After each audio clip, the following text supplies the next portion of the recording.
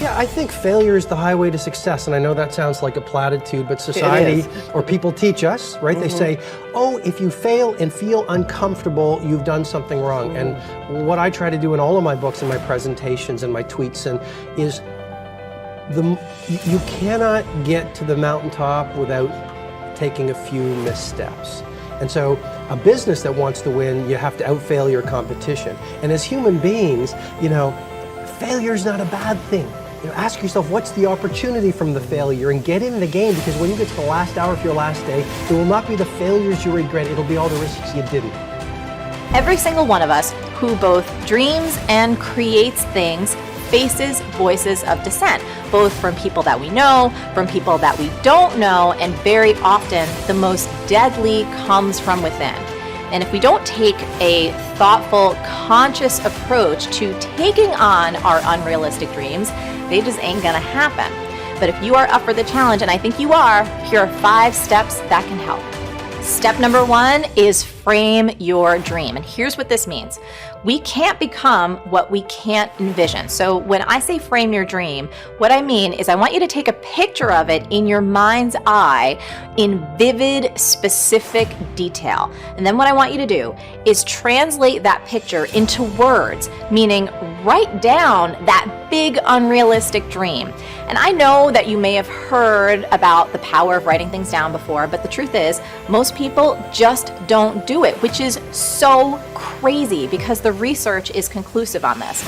There was a study done by Dr. Gail Matthews that shows that you are 42% more likely to achieve your goals if you write them down.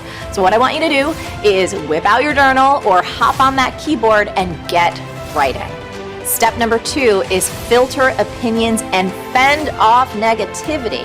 You've got to take responsibility for the energy that you allow in your life. I want you to fend off negativity as much as humanly possible. We know so much more about the brain than we did just 20 years ago. Neuroscience has taught us incredible things, like that our brains are continuously shaped by our thoughts and our experiences. And you know this to be true.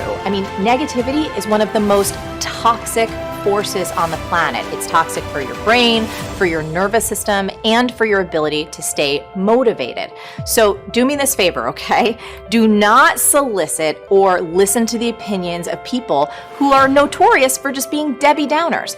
The one mistake that I've seen people make consistently is they almost habitually talk to the exact person who is the most likely to shoot them down and make them feel like crap. So don't do that.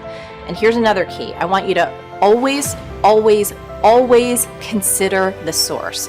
Meaning, don't put a lot of stock into other people's opinions unless they're actually out there consistently taking risks and being brave and actually making things happen.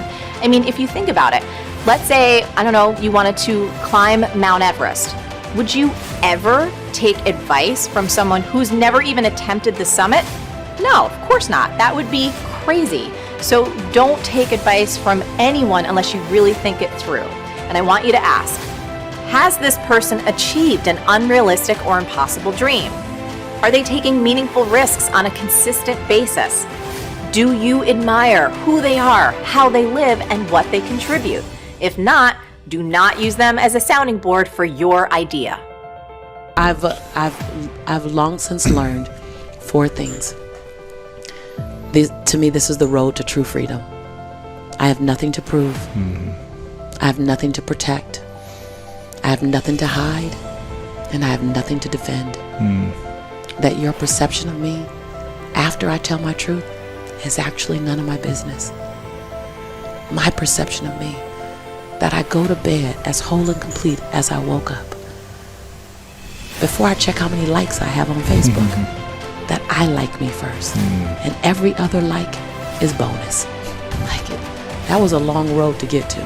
Long road. Think about the era that our parents lived, okay? Great Depression, right?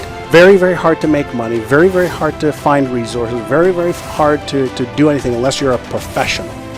So our parents said to most of us, if you don't become a professional, you're going to struggle. You're going to struggle and suffer. And even the professionals said, okay, so become a professional and here's your ceiling.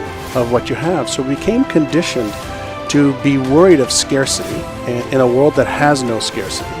We became conditioned to having certain beliefs about what's possible or not possible. So even now, as we we're sitting here and we've got this amazing election time. One of the things I've been thinking about is, there are some people that believe that if Donald Trump wins, they're going to make a fortune, and there's other people that think they're going to lose everything. And I have a friend of mine who has got about $70 million in the bank that believes that if Hillary gets into office, he's going to lose millions. Wow. It's going to be really tough.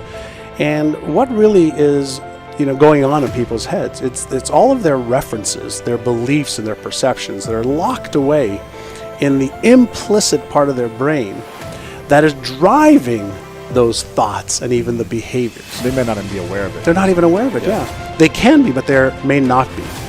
And so what we really have to go back to focus on is it really makes no difference who becomes president or who doesn't. If you have the belief that regardless of what happens in your external world, you can navigate towards the success that you want. That's a belief. And beliefs are the lens by which we actually see the world and by which we behave. And so if you want to change your results, don't focus on changing your behaviors, change your focus on the beliefs that drive your behaviors. You don't achieve worthwhile goals quickly or easily. They take time. They take struggle. They take relentless pursuit day in and day out. That's what it takes. But also, things don't usually fall apart quickly either. At least at first, it's a slow process. A little slip here, a little setback over there, a little wearing down of discipline and will over time. That's the thing. Success and failure are generally slow processes. Either slowly building things up or gradually tearing them down. And that's why I say you've got to pay attention. You have to watch. You have to watch every single second. Because those seconds, they turn into minutes. And minutes turn into hours, and hours turn into days, and days turn into years. And so, that second that just went by, that counted. And so did that second. And so did that one. And in those precious seconds, you were either building or you were decaying. You were either gaining ground or you were losing ground in that second and in every second. Every second counts. So make every second